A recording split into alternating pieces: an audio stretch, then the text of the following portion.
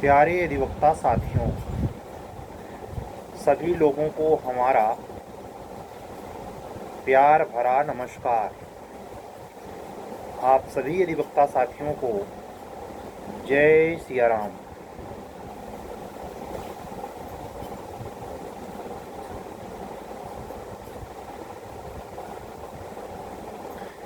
आज की वीडियो का श्री गणेश किया जाए।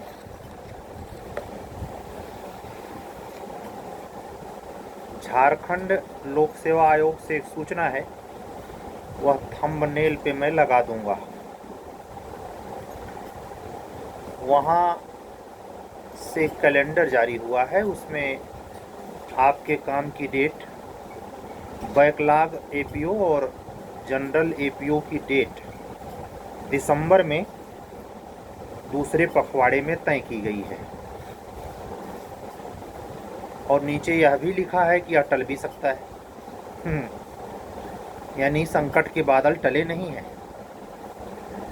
कल वाली वीडियो पे जो इन्फॉर्मेटिव भी थी, दिव्यांग कोटे में आरक्षण को लेकर रिट पटिशन, माननीय उच्च न्यायालय की सिंगल पीठ के द्वारा नवंबर महीने में 18 या 19 नवंबर की सेकेंड हियरिंग को लेकर आप सभी अधिवक्ता साथी, जैसा कि कल हमने कहा था, मेरा सिर्फ कयास था, लेकिन कयास वह सच ये रहा कि 17 अक्टूबर दिन शुक्रवार तक माननीय उच्च न्यायालय ने सन 2025 में यूपी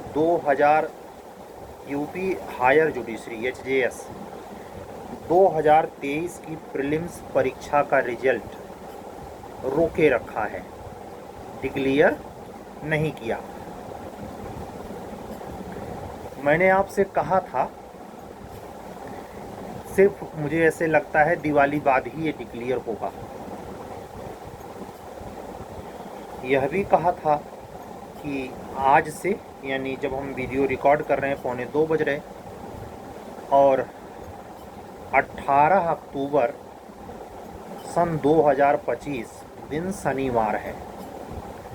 इसमें शनि भगवान तो हैं ही, सूर्य भगवान भी हैं। सूर्य और शनि का जब साथ होता है तो शनि पीड़ित हो जाता है, और दोनों का योग में हनुमान जी महाराज हैं, और दिन ऊपर से शनिवार का है। तो ये जो दिन पूरा है, यह न तो बहुत अच्छा जाने की संकेत देता है, न बहुत बुरा, डैमेज कंट्रोल। लेकिन यह ध्यान रखिए कि किसी के जीवन में चाहे वो कितना बड़ा महापुरुष हो, कितना ही सामान्य स्तर का व्यक्ति हो, और कितना ही निम्न कोटि का हो, अधः पतन जिसका हो गया, जब तक शनि भगवान की कृपा नहीं होती, उसका परलोक नहीं सुधरता। परलोक तो जाए दूर की बात, यह लोक भी सुधरता नहीं। यानी यह लोक में व्यक्ति धर्म का आचरण तभी करता है जब वह पूरे दुनिया से काट के अकेला कर दिया जाता है। स्ट्रगल उसके लाइफ में आ जाता है, भीषण संघर्ष कर देना पड़ता, और उसके सामने बगल से, दाएं से, बाएं से, ऊपर से, नीचे से, सटासट तमाम ऐसे लोग सफल होते दिखाई देते हैं। जो सफल होते हैं वो उनके ज़िंदगी का हिस्सा होता है, लेकिन इस व्यक्ति को जो सफल नहीं हो सका, उसके लिए उनकी सफलता अत्यंत पीड़ादायिनी हो जाती है।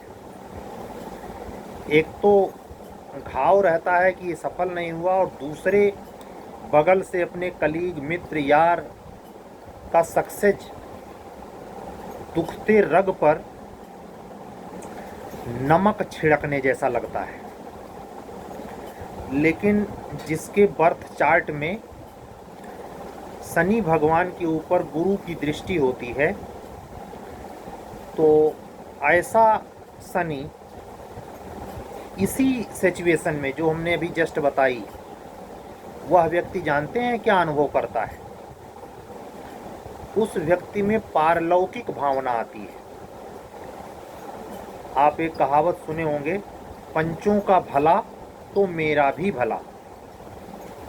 एक और गीत रफ़ी साहब की आवाज़ में है, जो दे दे उसका भी भला, जो ना दे उसका भी भला, है ना? वह इसी कॉन्सेप्ट पे है।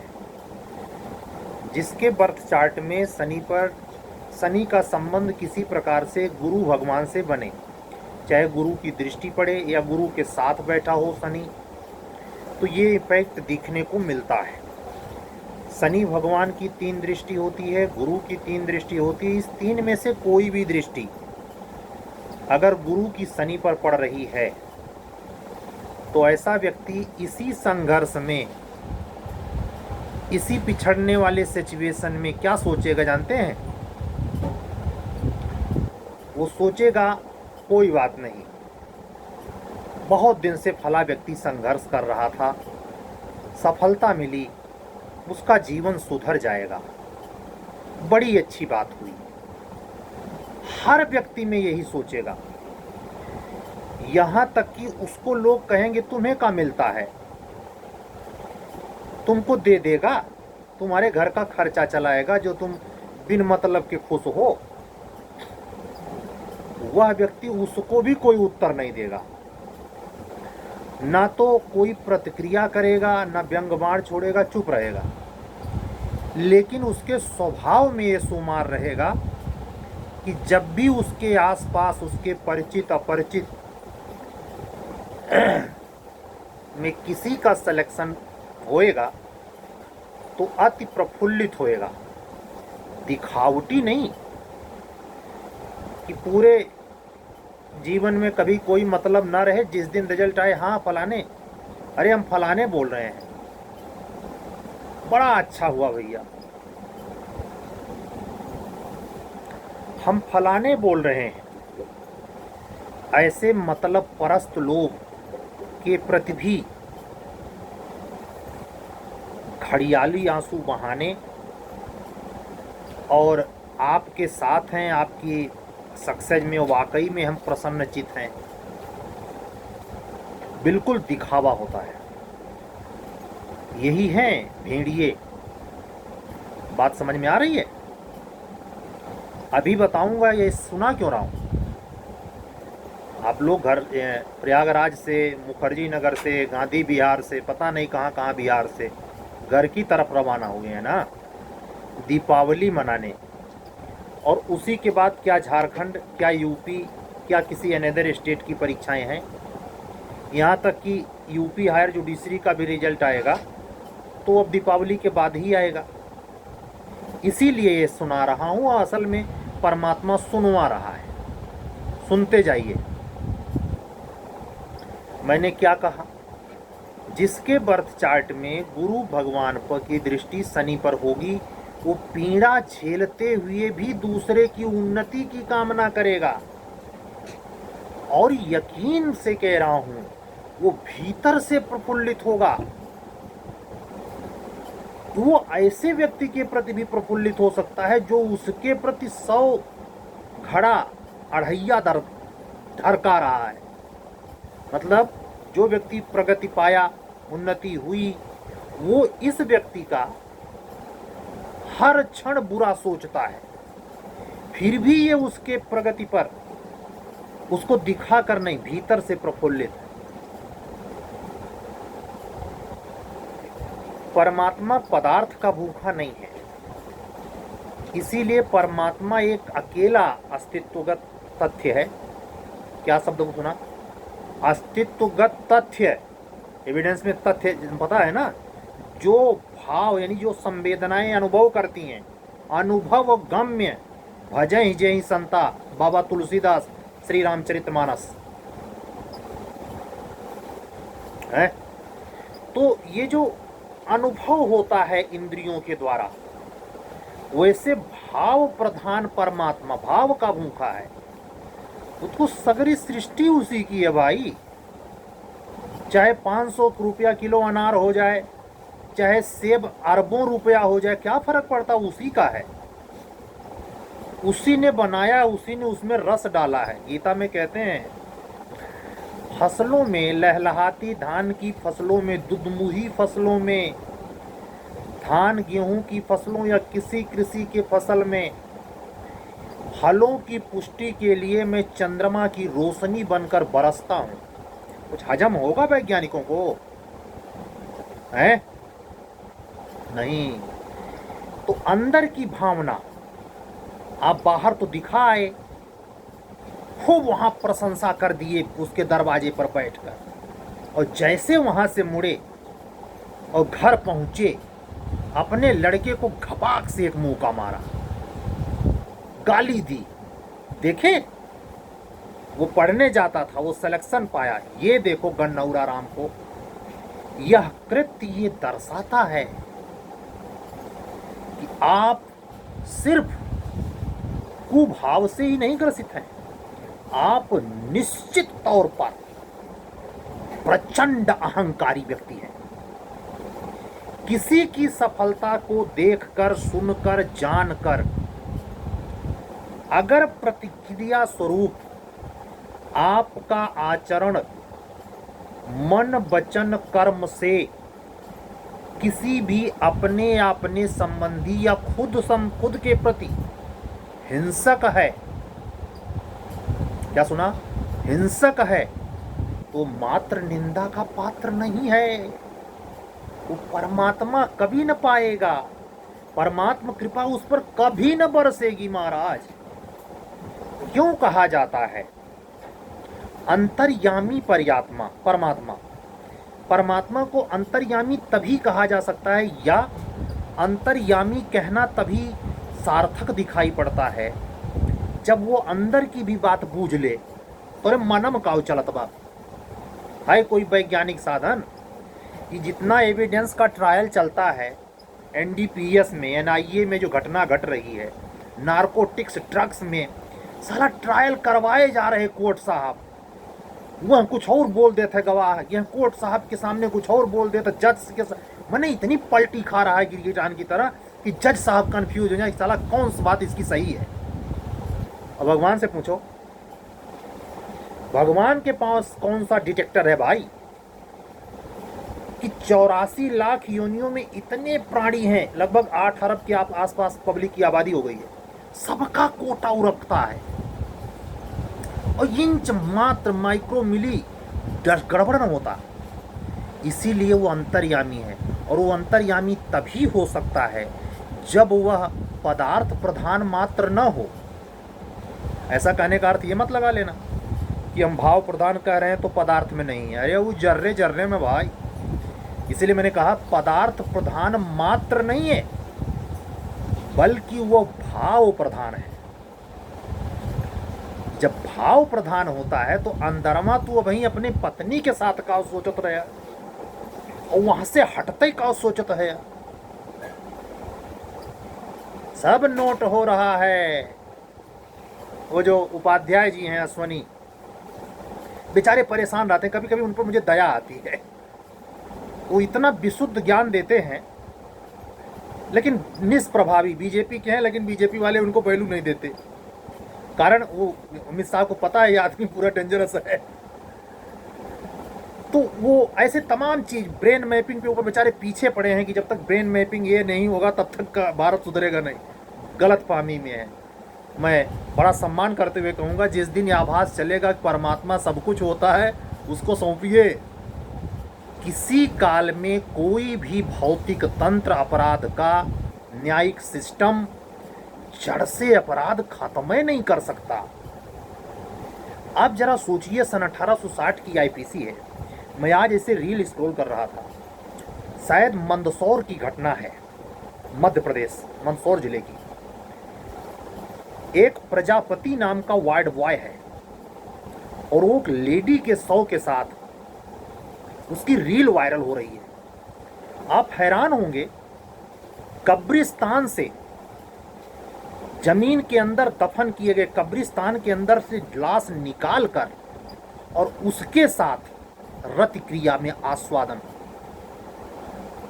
और इसकी व्यवस्था इस घटना के पहले ऑलरेडी आईपीसी में मौजूद 1860 के पहले से चल रही। कुछ दिमाग घूमा? आदमी का भाव देखिए। स्वामी विवेकानंद के बारे में कथा आती है, किसी नारी के प्रति उनमें मां का भाव आता था। ये क्या है? उत्कट अवस्था। और वो क्या है जो ये दोनों सुनाया? अधोगति, अधः पतन। आप किसी दिन की भी चर्चा में हमारी चर्चा एकांगी नहीं पाएंगे ये तथाकथित पोगापंथियों की तरह जो बाबा बने घूम रहे हैं। हमारी अपने पिताजी से कितनी बार जंग इसी बात के लिए हो जाती थी कि प्रवचन हो किस बात का भाई, जिसमें राक्षस भूत प्रेत पिशाच को भूल कर खाली बस सज्जन है सज्जन। हमारे प्रवचन में सज्जन और दुर्जन बराबर दोनों को साइड ऑन करने की पूरी व्यवस्था रहती है, चाहे 5 मिनट बोलूं चाहे 10 मिनट बोलूं या बुलवाया जाऊं परमात्मा से। तो ये भाव दशा आप इस प्रकाश पर्व पर जब दीपक जलाइए, गोधूली बेला में दीपावली के दिन जब दीपक प्रज्वलित हो जाए और वो मिट्टी के बर्तन में सारे दीपक के लौ प्रज्वलित अवस्था में हों, माताएं बहनें रंगोली सजा रही हों और उस पर जो कहार दे देता है घंटी बजाने के लिए, उस ठीक समय पर यानी पूजा के उच्चतम बिंदु पर क्या संकल्प लें? हमसे पहले अगर मेरे पार्टनर का सिलेक्शन हो जाता है तो हम अभिभूत भाव से भरेंगे, ईर्ष्या नहीं करेंगे, ईर्ष्या की भट्टी में सुलगेंगे नहीं। हमें किसी प्रकार का कोई पश्चाताप या दुख नहीं होगा। आएगा भाव, करने से तो नहीं आता, लेकिन वो एक ऐसा समय है, बेला ऐसी है, अंधकार पर प्रकाश। अमावस्या की रात में दीपावली मनाई जाती है, पूर्णिमा की रात में नहीं। जब ग्रुप अंधकार है तो नेचर शिक्षा देती है, दीपावली का पर्व हमें शिक्षा देता है। जो उपनिषद की लाइन है कि हे परमात्मा मुझे अंधकार से प्रकाश की ओर ले चलो, तो दीपक का प्रज्वलन मात्र झालर लगाए कि उसके लड़रियों में लावण्य में रूप में मगन नहीं होना है और दूसरे को दिखा के जलाना नहीं है कि झालर बहुत बढ़िया हम लगाई दिए है, ये तो उससे बढ़िया ना लगाओ तो ज़्यादा ठीक रहा। पटाखा इसलिए फोड़ रहे हैं कि तू एक पड़वा तुम वहां भी अहंकार पेले पड़े हैं। हम आपको क्या कह रहे हैं, घर जा रहे हैं, जाइए मनाइए दीपावली, लेकिन बताइए गिरी जी सर ने कहा था ये संकल्प लेना है कि जिस पार्टनर के साथ पढ़ते हैं उसका सिलेक्शन अगर पहले हो जाए और सनद रहे, मैं कतई ये नहीं कह रहा हूँ कि वहाँ लक्ष्मी जी से मांगना है कि हमारा सिलेक्शन हो जाए। अगर मांगा तो इसका दंड सुनना ही, तुरंत ही सुनो, कतई नहीं होगा। जितने हमको सुनने वालों में से अधिवक्ता साथी गण किसी पंडित और मौलवी के पढ़ाने पर अगर इस प्रयास में लगे हैं कि इस एस्ट्रोलॉजर से, उस एस्ट्रोलॉजर से, इस देवी से, उस देवता से घूस दे रहे हैं, लड्डू का, गरी के गोले का, कि आपको अभियोजन अधिकारी बना दे, कब्बो नहीं होगा। ये नेचुरल ट्रुथ है। जब आप दूसरे के लिए समर्पित होंगे, पूजा पाठ अर्ज कर्म भाव मन वचन कर्म से जर्रे जर्रे के प्रति जब आह्लादित होंगे, क्या शब्द प्रयोग किया, आह्लादित। आह्लादित भाव बहुत ऊंचा भाव है, खुशी से कई गुना ऊंचा। मैंने कई वीडियो में कहा है, जब फाइनल रिजल्ट पीसीएस जे का आता है तो अधिकतर घरों में, या आईएएस पीसीएस कहा जाए, उनको इस बात की खुशी कम होती है कि उनके घर कोई जिला कलेक्टर बना, आईपीएस बना।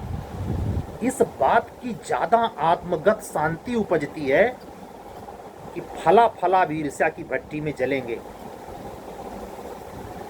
ये सब पदार्थ, ये जो सब भाव हैं, पदार्थ नहीं, ये आपको आज नहीं कल अधः पतन में ले जाएंगे।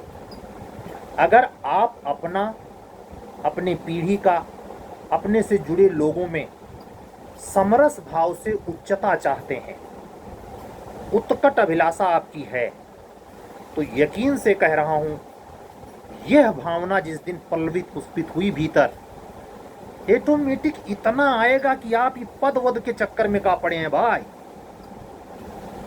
हम हो कि मिल जा जीत खाई पेशकार हो जाता तेरी।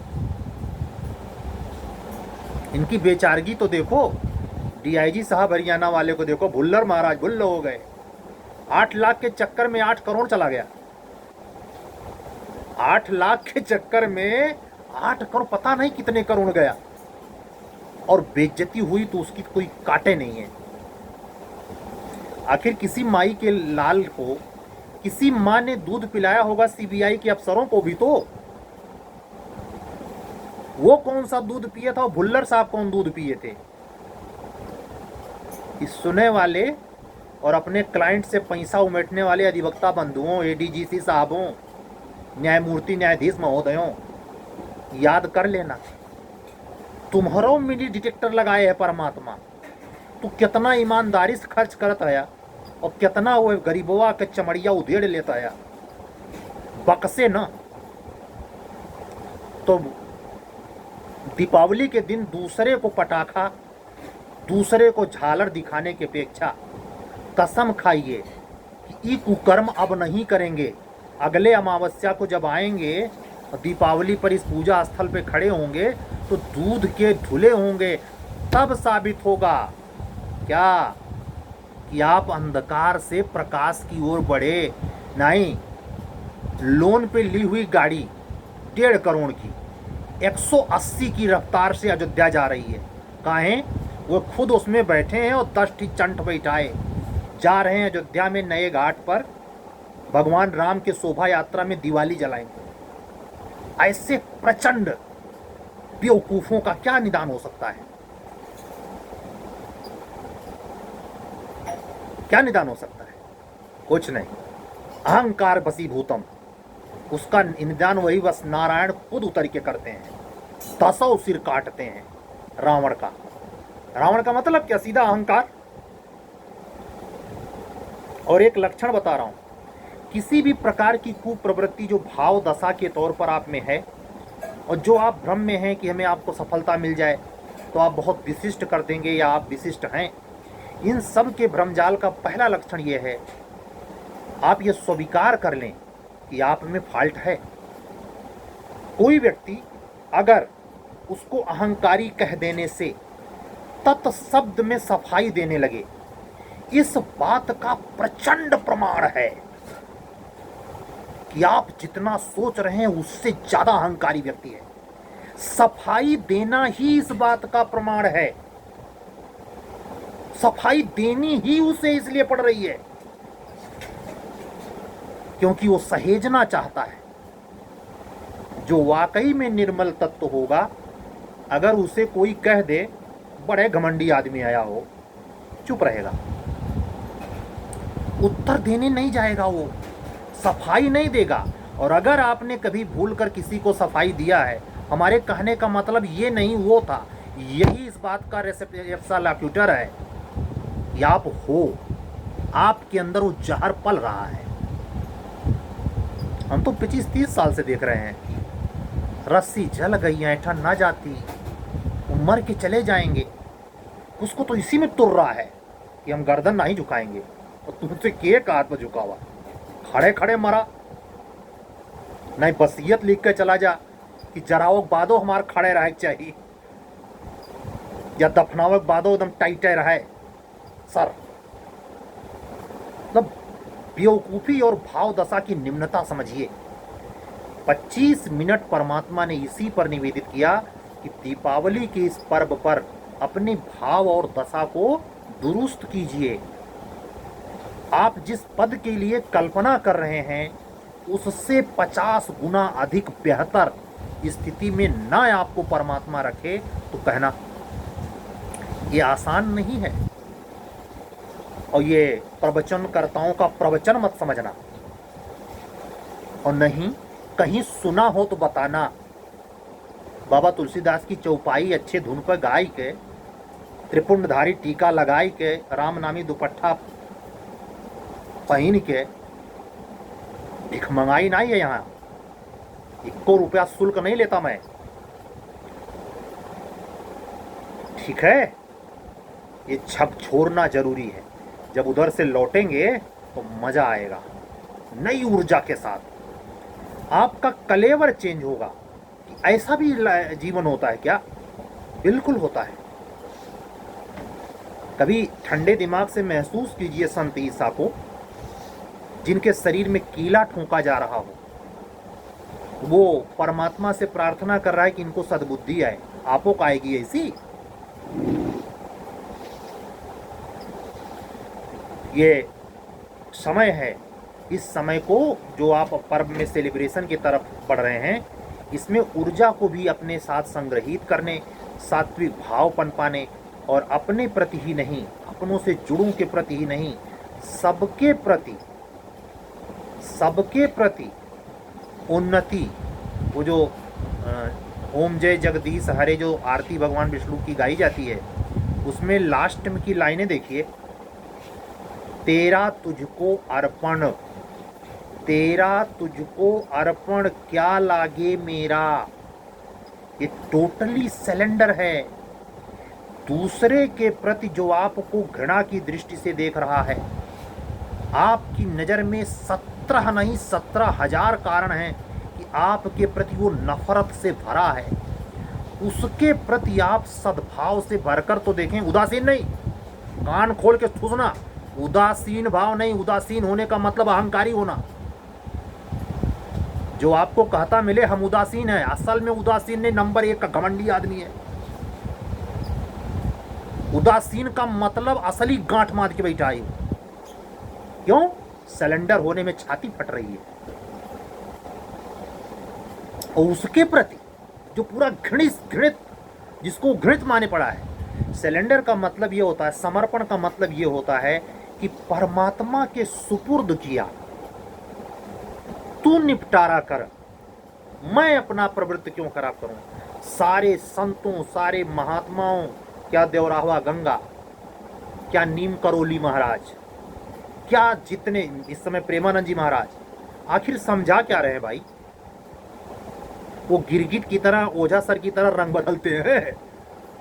आए संत होने के लिए, संतत्व पाने के लिए, वासुदेव सर्वम घटित होने के लिए, अपने और अपनों से ज़्यादा, अपनों समेत सबके प्रति केवल दिखावटी नहीं, आंतरिक रूप से उत्थान प्रगति में समान रूप से अंतः भाव से जुड़ने के लिए कहा जाता है। सारे संतों ने कहा है। वो उसकी तरफ कौन जाने वाला है? यहाँ तो बाबा तुलसीदास की ये चौपाई सर चढ़ के बोल रही है, स्वार्थ लाय करे सब प्रीति सुर नर। यहाँ तक तो चलाऊं था, अगला शब्द हुआ मुनि की भी अरीति। ले, राक्षस आदमी और मुनि भी स्वार्थ में करता है व्यवहार। इससे अपने आप को निकालिए अगर ला के फील्ड में है। क्यों ऐसा आपको करना चाहिए? आप जिसके लिए न्याय मांगने जाते हैं या न्याय के लिए लड़ेंगे, आप बचाव करेंगे। कभी कभी आपको सरकार की तरफ से लड़ना होगा, बचाव नहीं, बचाव तो दूसरा करेगा। किसी भी परिस्थिति में न्यायिक सेवा में एज ए न्यायिक अधिकारी या अभियोजन अधिकारी या बहस के दरमियान किसी भी पक्ष विपक्ष कहीं भी हो, आपसे अस्तित्व ये मांग कर रहा है कि अगर आप इस फील्ड में हैं, यानी न्याय देने या दिलाने का कार्य करते हैं, तो आप में ये भावना होनी चाहिए, न कोई अच्छा है न कोई बुरा है, सबके प्रति।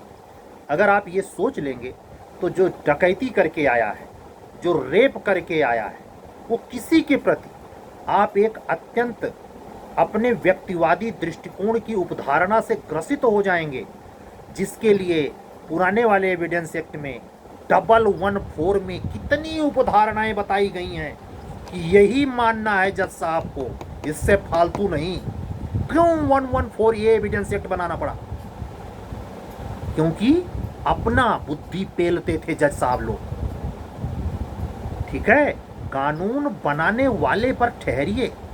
एविडेंस में स्टीफन साहब को सोचिए, बोतांग को सोचिए, बेंथम को सोचिए, एक्विनास को सोचिए, स्टेमलर को सोचिए, ग्रे को सोचिए, ये कैसे एथिक्स रखते थे। इनकी लिखी गई बातों पर एक दो नहीं, अखंड ब्रह्मांड के हर, धरती के हर लोक में वही न्याय व्यवस्था चल रही है। डेमोक्रेसी में वही चल रहा है, वही आईपीसी के रूल फॉलो हो रहे हैं।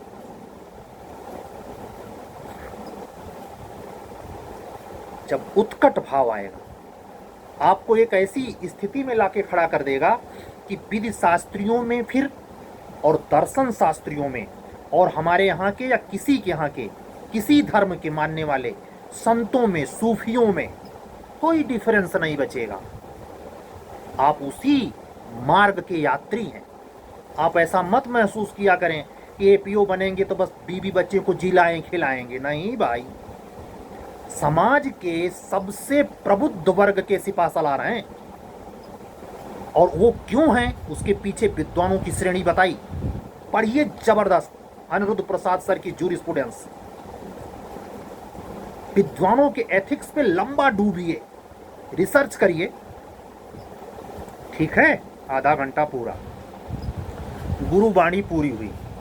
शनि भगवान की यही इच्छा थी, लेके तो बैठा था मॉडर्न इंडिया, लेकिन आज चलिए अब आप लोग घर की ओर बढ़े हैं तो अभी विषय में नहीं उलझाएंगे, और आपको आज दीपावली तक विषय परक बात नहीं करेंगे, दीपावली के एक दिन बाद तक नहीं करेंगे, उसके बाद विषय पे आएंगे। इसका मतलब ये नहीं कि आप लोग बिल्कुल जो प्रयागराज में हैं नहीं जा रहे हैं घर, वो भी पढ़ाई बंद कर दें, पढ़ते रहें। हमारी बातें अनंत शाखाओं की हैं। मैंने बहुत बार कहा है, आज फिर कह रहा हूँ, वो नियोजित नहीं होती, वो प्रायोजित नहीं होती, वो चिंतन प्रणाली से युक्त नहीं है। वो एक प्रकार से ऐसे समझें कि यहाँ बैठने के बाद हनुमान जी महाराज की जो संप्रेषण शक्ति काम कर रही, आप तक पहुँच रही। मैं हाथ जोड़ के करबद्ध प्रार्थना करता हूँ आप सभी से, एग्रेसिव भाव में, शास्त्रगत भाव में, या किसी भी स्थिति या भाव दशा में जो भी कुछ शब्द कहे जा रहे हैं, उस पर परमात्मा की पूरी नज़र है। इसलिए मैं अपने आप को उससे बिलग अलग थलग करके देखता हूँ। मेरा इसमें कोई योगदान नहीं। आप लोगों के द्वारा मेरे किसी भी वीडियो पर सकारात्मक या नकारात्मक कोई कमेंट, वो इसलिए मैं नहीं डांटता या हाइड करता कि वो मेरे अपने हैं, बल्कि इसलिए डांटता या हाइड करता हूँ कि वो जो पढ़ेगा तो दूसरे के अंदर कैसा भाव जाएगा, उसकी रखवाली करने के लिए करता हूँ। अन्यथा सबके कमेंट में पड़े रहने देता। मुझे प्रसिद्धि या अप्रसिद्धि से कोई लेना देना नहीं है। किसी को गलत फहमी ना हो, यहाँ सब्सक्राइबर बढ़ाने बैठा हूँ, मुझे प्रतिष्ठा की चाह है, ना ना ना ना ना ना, बिल्कुल नहीं। और मुझे व्यापार करना है, मुझे 3 करोड़ की गाड़ी खरीदनी है, 5 महला घर बनवाना है, ना ही भाई। ये परमात्मा के द्वारा नियोजित सेवा भाव है। कल फिर मिलेंगे। सभी अधिवक्ता साथियों को जय जय सिया राम, शुभ रात्रि, सत्यमेव जयते।